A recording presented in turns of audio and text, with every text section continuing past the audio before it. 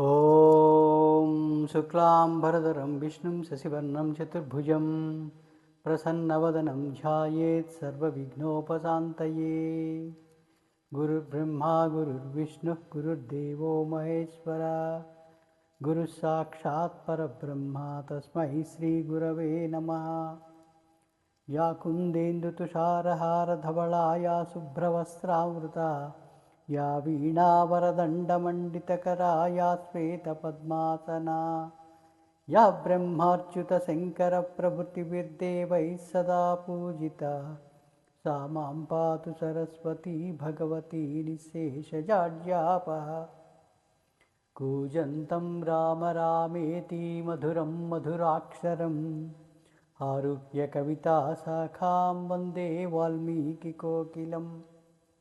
चरितं रघुनाथस्य शतकोटिप्रविस्तरम् एकैकमक्षरं प्रोक्तं महापातकनाशनम् आञ्जनेयमतिपाटलाननं काञ्चनाद्रिकमनीयविग्रहं पारिजाततरुमूलवासिनं भावयामि पौमाननन्दनम्। శ్రీ గురుభ్యో నమః. శ్రోతలందరికీ ఈ పురాణం రంగడు అనే కార్యక్రమంలో ఎపిసోడ్ 5కి స్వాగతం. మనం ఎపిసోడ్ 4లో రాముడు యొక్క సీతాన్వేషణ గురించి మనం ఆల్రెడీ ప్రారంభం చేసాం.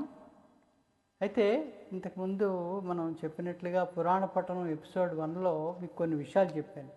మీరు అడగచ్చు, ఏమండి ఎందుకు ఇన్ని శ్లోకాలు చదువుతున్నారు అని చెప్పి. నిజంగా ఈ పురాణ పఠనం ముఖ్యంగా రామాయణాన్ని పఠించేటప్పుడు మనం 6 రకాల ప్రార్థనలు చేయాలి. ఏంటవి? 1 విఘ్నేశ్వరుని ప్రార్థించాలి, 2 గురువుని ప్రార్థించాలి, 3 సరస్వతీదేవిని ప్రార్థించాలి, 4 వాల్మీకి రామాయణ గ్రంథకర్త ఆయన్ని ప్రార్థించాలి, 5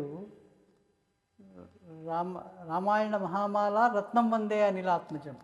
ఈ రామాయణానికి ఒక మహా అద్భుతమైన మాల అనుకుంటే అందులో రత్నం వంటి వాడు ఆంజనేయుడు.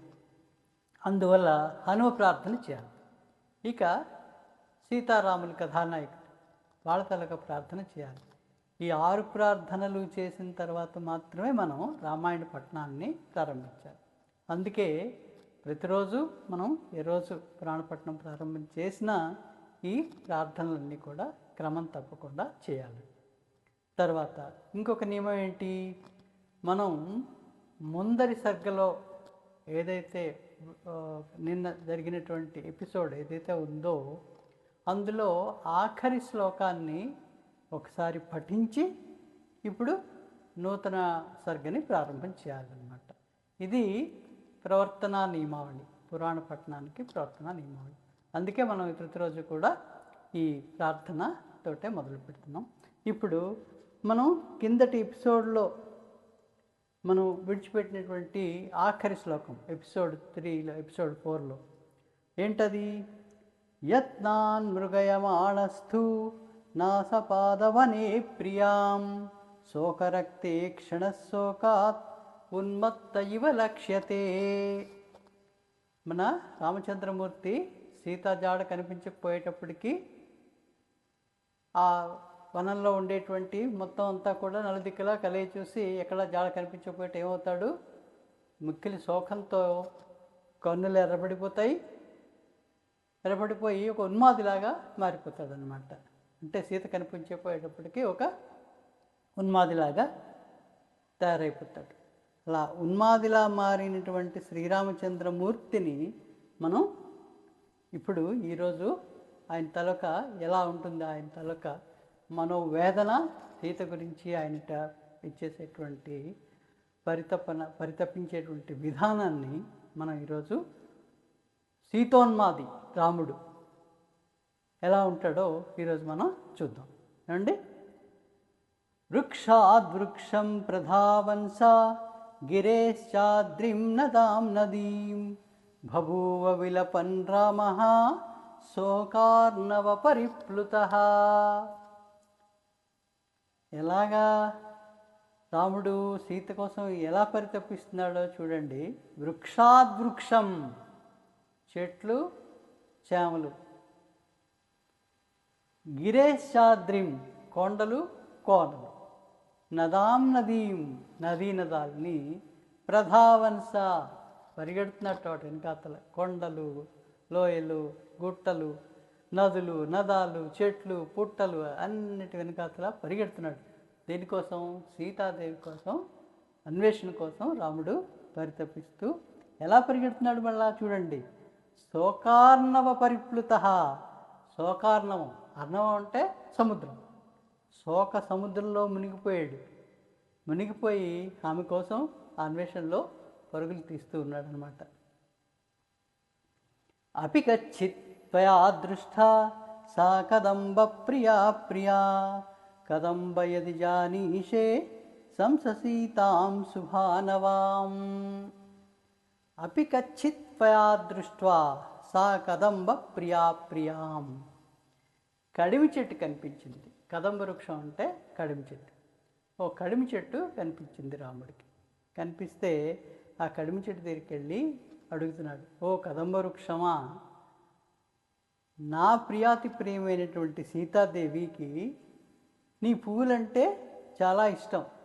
ఎది జానీషే, నీకు తెలుసా, నీ పువ్వులంటే చాలా ఇష్టం కదా సీతాదేవికి. అలాంటి నా సుందరి అయినటువంటి శుభానవాం, సుందరి ఏమనేటువంటి సీతాదేవిని నువ్వు చూసావా? చూస్తే చెప్పరాదు అని కదంబ వృక్షాన్ని అడుగుతున్నాడు. స్నిగ్ధ పల్లవ సంకాస సీత కౌసేయవాసిని, సంసస్వయది వా దృష్ట్వా బిల్వ బిల్వోపమస్థని. బిల్వ బిల్వోపమస్థని, ఓ మారేడు వృక్షమా, మారేడు వృక్షం దగ్గరికి వెళ్ళాడు. వెళ్ళి ఏంటి అడుగుతున్నాడు మారేడు వృక్షాన్ని? స్నిగ్ధ పల్లవ సంకాస. స్నిగ్ధ పల్లవ సంకాస అంటే మారేడు తాలూకా లేత చిగురుటాకులు ఎలా ఉంటాయో అలాంటి మేను ఛాయగలటి సీతాదేవి, అలాంటి సాదృశ్యమైనటువంటి అంటే లేత చిగుళ్ళ లాంటి శరీరాన్ని కలిగినటువంటి సీతాదేవి కౌసేయవాసిని. ఇంకా ఏంటి? పట్టు వస్త్రాలు ధరించి ఉంది. కౌసేయవాసిని అంటే పట్టు వస్త్రాలు కట్టుకున్న సీతాదేవి. సంసస్వయదివా దృష్ట్వా బిల్వ బిల్వోపమస్థని. అలాగే సీతాదేవి పద్మిని జాతికి చెందినటువంటి స్త్రీ. అలాంటి పట్టు వస్త్రాలు ధరించి కోమలమైనటువంటి చిగురుటాకుల లాంటి శరీరం కలిగినటువంటి సీతాదేవిని ఓ మారేడు వృక్షమా నువ్వు చూసావా? చూస్తే సంకోచించకుండా నాకు చెప్పవా అని మారేడు వృక్షాన్ని అడుగుతున్నాడు. అథవార్జున సంసత్వం ప్రియాం తాం అర్జున ప్రియాం, జనకస్యనుతా భీరు యది జీవతి నావానవా, యది జీవతి వానవా. అథవార్జున సంసత్వం. ఇప్పుడు ఏంటి, ఎక్కడికి వెళ్ళాడు? ఒక అర్జున వృక్షం దగ్గరికి, అంటే తెల్లమద్ది వృక్షం. అర్జున వృక్షం అంటే తెల్లమద్ది వృక్షం. ఆ తెల్లమద్ది వృక్షం దగ్గరికి వెళ్ళి ఆ వృక్షాన్ని ఏమడుగుతున్నాడు? నా ధర్మపత్ని అయినటువంటి సీత ఈ మధ్య వృక్షం అంటే ఆమెకి చాలా ఇష్టం. సో అలాంటి మధ్య వృక్షమా, జనకస్యనుత భీరు, ఈ జనక మహారాజు తాలూకా నుత కూతురైనటువంటి సీత భీరు, చాలా భయస్థురాలు. అలాంటి భయస్థురాలైనటువంటి నా సీత నువ్వు చూసేవా? ఎది జీవతి వానవా, బ్రతికి ఉందా లేదా నువ్వు చూసేవా? చెప్పవు నాకు ఒకసారి చూస్తే అని ఆ తెల్ల మధ్య వృక్షాన్ని అడుగుతున్నాడు. కకువః కకుభోరూం తాం వ్యక్తం జానాతి మైథిలీం, యథా పల్లవ పుష్పాఢ్యో భాతి హ్యేష వనస్పతి.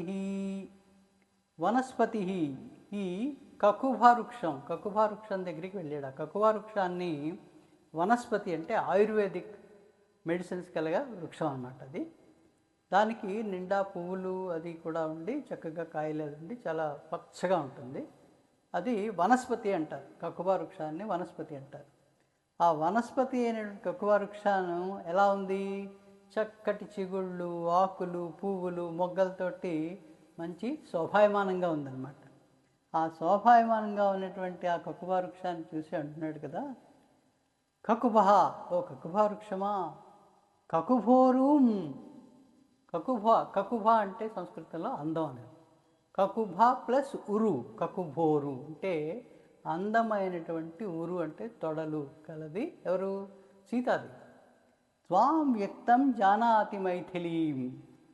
నువ్వు నా సీతని చూసి ఉంటే నాకు చెప్పవా? ఎలా ఉంది సీతాదేవి అంటే నీకెందుకు, నీ తలక ఇది ఎలా కనిపిస్తున్నది నాకు ఇప్పుడు? ఈ వనస్పతి వృక్షం ఎలా ఉందంట? యథా పల్లవ పుష్పాఢ్యో భాతిహ్యేష వనస్పతి. మొత్తం చాలా శోభాయమానంగా ఉందిట సీతాదేవి, ఇది వనస్పతి వృక్షం. చిగుళ్ళు, మొగ్గలు, పువ్వులు తోటి కళకళలాడుతోంది ఆ వృక్షం. ఏమంటున్నాడో చూడండి, నువ్వు ఇంత కళకళలాడుతూ ఉన్నావు అంటే నీకు సీతాదేవి జాడ తెలిసే ఉంటుంది. మధ్యలో ఈయన భార్య కనిపించకపోతే ఆ వృక్షం కళకళలాడుతూ ఉంటే సీతాదేవి కనిపించే ఉంటుంది, అందువల్ల నువ్వు ఇంత కళకళలాడుతున్నావు, లేకపోతే నువ్వు ఇలా ఉండవు కదా అని ఆ కకుభ వృక్షం, వనస్పతి వృక్షాన్ని రాముడు అడుగుతున్నాడు. భ్రమరైరుపగీతశ్చ యదా ధ్రుమవరోహ్యయం ఏష వ్యక్తం విజానాతి తిలకస్తిలక ప్రియాం. తిలక ప్రియాం. తిలక ప్రియ అంటే తిలకం అంటే ఇష్టమైనది, అంటే తిలకం అంటే ఎర్రగా గోరింటాకు. ఆ తిలక వృక్షం అంటే ఎర్ర గోరింటాకు వృక్షం అన్నమాట. ఆ ఎర్ర గోరింటాకు వృక్షం దగ్గరికి వెళ్ళాడు. వెళ్ళి ఏమడుగుతున్నాడు? ఓ తిలక వృక్షమా, నీ తలక పుష్పాలంటే సీతకి చాలా ఇష్టం. ఈ చెట్లన్నింటిలోని కూడా శ్రేష్టమైనటువంటిది తిలక వృక్షం. ఇంకా ఎట్లా ఉంది తిలక వృక్షం? భ్రమరైరుపగీతశ్చ అంటే ఆ తిలక వృక్షం మీద ఉండేటువంటి తుమ్మెదల యొక్క ఝంకారం ఎలా అనిపిస్తున్నది రాముడికి? ఇది చాలా ఉత్సాహంగా ఉంది ఈ తిలక వృక్షం. ఆ తిలకం పెట్టుకోవడం అంటే సీతాదేవికి చాలా ఇష్టం. ఆ తిలక వృక్షం తిలక పువ్వులన్నా తిలక వృక్షం అన్నా చాలా ఇష్టం. అంతేకాకుండా ఈ భ్రమరాలు ఏవైతే ఉన్నాయో తిలక వృక్షం మీద, అవి చేస్తున్నటువంటి ఝాంకారం ఏదైతే ఉందో అది రాముడికి ఎలా అనిపిస్తున్నది?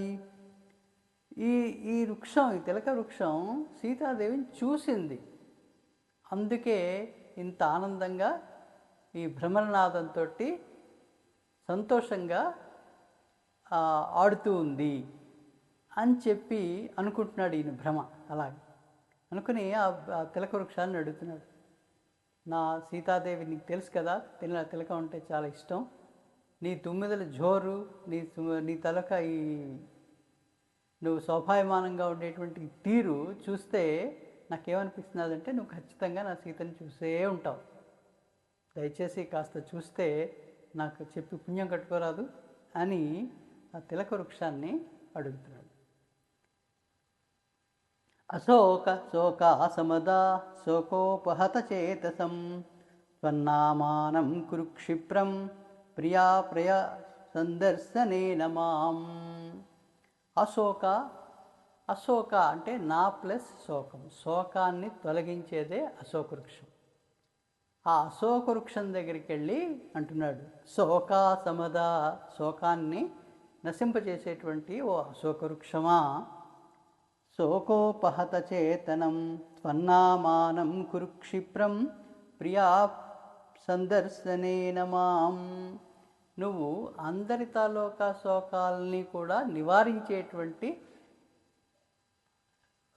సార్థక నామధేయురా అశోక వృక్షం అంటే. ఇప్పుడు నేను ఎలా ఉన్నాను? నా ప్రేయసి కనిపించక విపరీతమైనటువంటి బాధతో ఉన్నాను. సో ఇంత బాధతో, భార్య ఎడబాటుతోటి ఇంత పరితపిస్తున్నటువంటి నాకు ప్రియా సందర్శనేన మాం, నా తలొక సీత కనిపించేటట్టుగా చేసి నా దుఃఖాన్ని నివారించవా? నీ పేరు నిలబెట్టుకోవా? అశోక వృక్షం అనే నీ పేరుని నిలబెట్టుకోవా? అని అశోక వృక్షాన్ని అడుగుతున్నాడు. యది తాళత్వయా దృష్ట్వా పక్వతాళఫలస్థనీ కథయస్య వరారోహం కారుణ్యం యది తే మయీ. యది తాళత్వయా దృష్ట్వా పక్వతాళఫలస్థనీ. తాళవృక్షం అంటే తాటి చెట్టు దగ్గరికి వెళ్ళాడు. తాటి చెట్టు దగ్గరికి వెళ్ళి తాటి చెట్టును అడుగుతున్నాడు. యది త్వయా దృష్ట్వా, ఓ తాళవృక్షమా, తాటి చెట్ట, నీ చేత ఏమైనా చూడబడిందా నా సీత? సీత ఎలా ఉంటుంది? పక్వతాల ఫలస్థని అంటే బాగా పండినటువంటి తాటి పండు ఎలా ఉంటుందో సీత యొక్క రొమ్ములు, వక్షోజాలు ఆ రకంగా ఉంటాయి. నువ్వు చూసే ఉంటావు నా సీతని.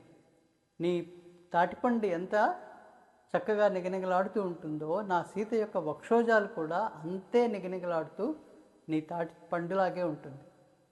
కాబట్టి నువ్వు నా సీతని చూసి ఉంటే, నువ్వు గనక నీ చేత సీత చూడబడి ఉంటే దయచేసి నా సీతని జాడ తెలిపి నన్ను శోకరహితుణ్ణి చేయవా, నన్ను నా పుణ్యం కట్టుకోవా, నా బాధని నివారించవా అని చెప్పి, కారుణ్యం యది తే మయి, నీకు ఆ మాత్రం దయలేదా, నా సీత జాడ చెప్పవా అని దేన్ని అడుగుతున్నాడు?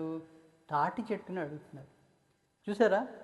ఇప్పుడైతే మనం ఫోటో చూపించి, ఏమండి ఈయన తప్పిపోయారు, మీకేమైనా ఈ ఆచూకీ ఇక్కడ చూసారా, ఈ ఫోటోలో ఉన్న వ్యక్తిని చూసారా అని అడుగుతాం. మరి అప్పుల్లో ఫోటోలు లేవు కదండి. మరి తను ఎంక్వైరీ చేసేటప్పుడు ఎలా చేయాలి?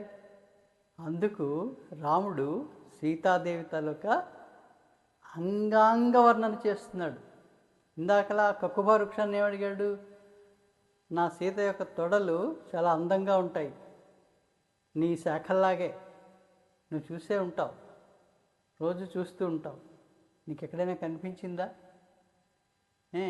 అలాగే ఇంకా స్నిగ్ధ పల్లవ సంకాస, మారేడు వృక్షం దగ్గరికి వెళ్ళి నీ ఆకులు లేత చిగుళ్ళు ఎలా ఉంటాయో నా సీతాదేవి శరీరం అలాగే ఉంటుంది, నువ్వు చూసే ఉంటావు, చూస్తే చెప్పరాదు.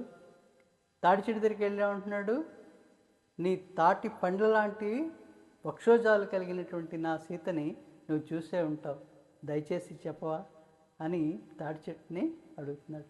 సో తన సీత యొక్క అంగాంగ వర్ణన ప్రతి చెట్టు దగ్గరికి వెళ్ళి ఆ సారూప్యతని చెప్పి తను మీరు చూసారా అని అడుగుతున్నాడు. ఇది ఉన్మాదం కాదండి? అసలు ఇంకో చక్కడ చెప్పాం కదా, పట్టు వస్త్రం కలిగినటువంటి, పట్టు వస్త్రాలు ధరించినటువంటి సీతాదేవి, పద్మినీ జాతి స్త్రీ, నువ్వు చూసావా అని అడుగుతున్నాడు. అసలు సీత అడవిలో ఉంది, ఈయనతోటే ఉంది కదా, నారచీరలు కట్టుకుంది కదా, మరి పట్టు వస్త్రం ఎక్కడ కట్టుకుందండి సీతాదేవి అంటే ఇదే ఉన్మాదం. ఆయనకి ఎక్కడున్నానని కానీ, ఎవరిని ఏం చేస్తున్నానని కానీ, లేకపోతే నేను ఎవరిని అడుగుతున్నాను, ఏమి అడుగుతున్నాను అనేటువంటి ఆలోచనే లేదు. పట్టు చీర కట్టుకున్నటువంటి కోమలమైనటువంటి నా సీతాదేవిని నువ్వు చూసావా అని చెప్పి అడుగుతున్నాడు వృక్షాలు. ఇది సీత యొక్క ప్రేమ ఉన్మాదమైనటువంటి స్థితిలో రాముడు ఉన్నట్టు మనకు అర్థమవుతుంది కదా. ఇంతకంటే ప్రేమ ఉంటుందా చెప్పండి? భార్యాభర్తల మధ్య ఉండేటువంటి ప్రేమ ఇది.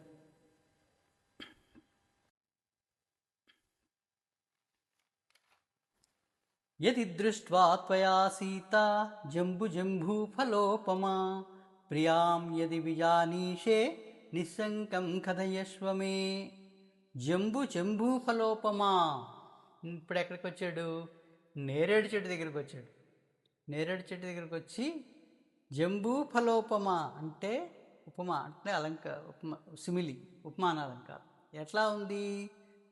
ప్రియాం యది దృష్ట్వా త్వయా సీత, యది దృష్ట్వా, నీ చేత సీత తిడబడిందా, ఓ జంబూ వృక్షమా, ఓ నేరేడు వృక్షమా, సీతను చూసావా?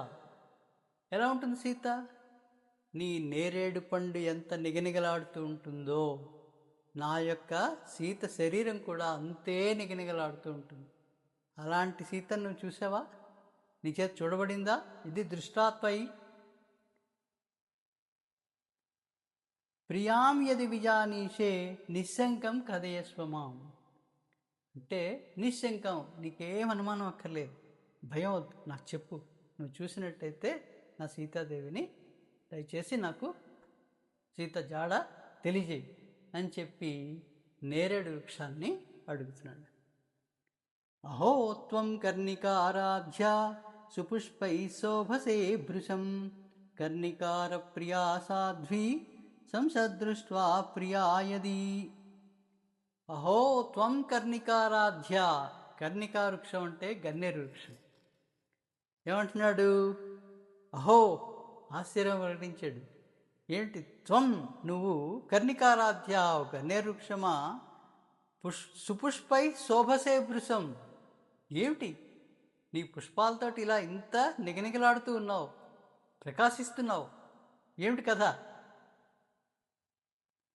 కర్ణికార ప్రియా సాధ్వి. కర్ణికార ప్రియా సాధ్వి. ఈ ఈ గన్నేరు పువ్వులంటే సీతాదేవికి చాలా ఇష్టం.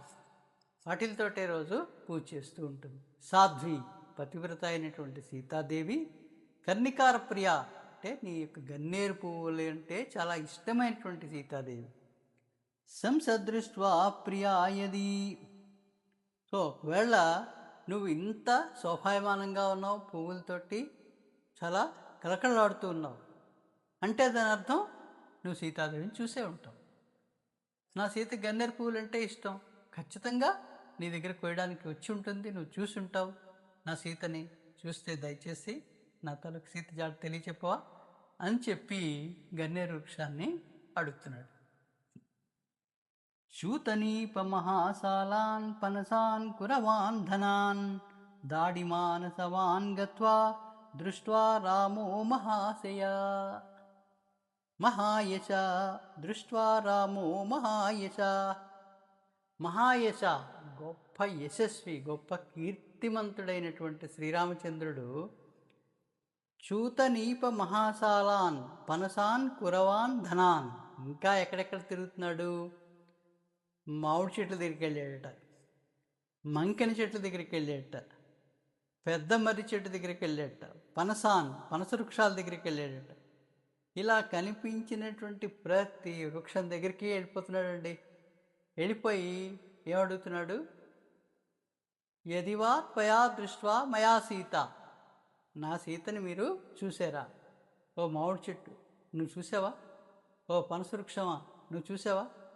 ఓ మధ్య వృక్షమా నువ్వు చూసావా? ఓ ధనవృక్షమా నువ్వు చూసావా? అని కనిపించినటువంటి ప్రతి చెట్టుని కూడా సీతాదేవి గురించి ఎంక్వైరీ చేస్తున్నాడు. మల్లికా మాధవీశ్చైవ చంపకాన్ కేతకీస్తథా పృచ్ఛన్ రామో వనే భ్రాంత ఉన్మత్త ఇవ లక్ష్యతే.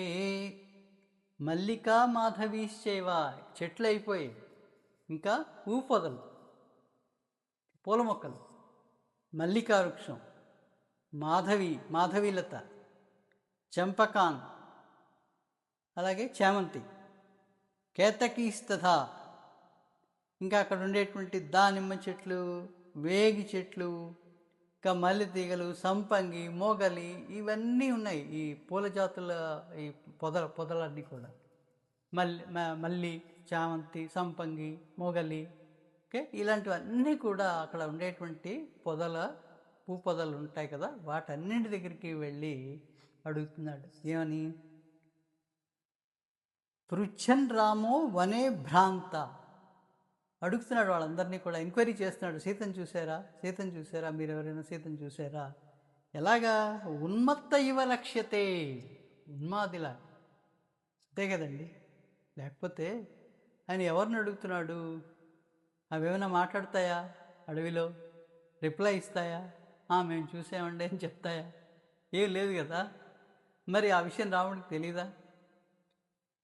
తనకి ఆ తెలియనటువంటి స్థితిలో ఉన్నాడు, ఉన్మాదిలాగున్నాడు. ఉన్మాది స్థితిలో ఉండేటువంటి రాముడికి ఏది చూసినా సీతే కనిపిస్తుంది, ఏ వృక్షాన్ని చూసినా సీతాదేవే కనిపిస్తుంది. సో ఆ రకంగా రాముడు సీతోన్మాది. ఆ ఉన్మాదంలో ఆ అడవిలో ఉండేటువంటి వృక్షాలందరినీ కూడా అడుగుతున్నాడు, సీతని చూసారా, సీతని చూసారా, నా సీతని చూసారా, నా సీత ఇలా ఉంటుంది అని ఆమెను వర్ణిస్తున్నాడు. వర్ణిస్తూ వాళ్ళందరినీ కూడా అక్కడ కనిపించిన ప్రతి వృక్షాన్ని, చెట్టుని, పుట్టని అన్నీ కూడా అడుగుతున్నాడు అన్నమాట. ఇది రాముడి తాలూకా ప్రేమకి పరాకాష్ట. ఇదే సీతారామం. సీతారామం అని నేను సీతే రామం.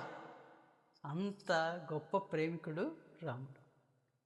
ఈరోజుకి ఈ అంకంతో చాలిద్దాం. మళ్ళీ ఇంకొంత సీతాన్వేషణ రేపటి ఎపిసోడ్లో మనం తెలుసుకుందాం. అంతవరకు సెలవు. శుభరాత్రి.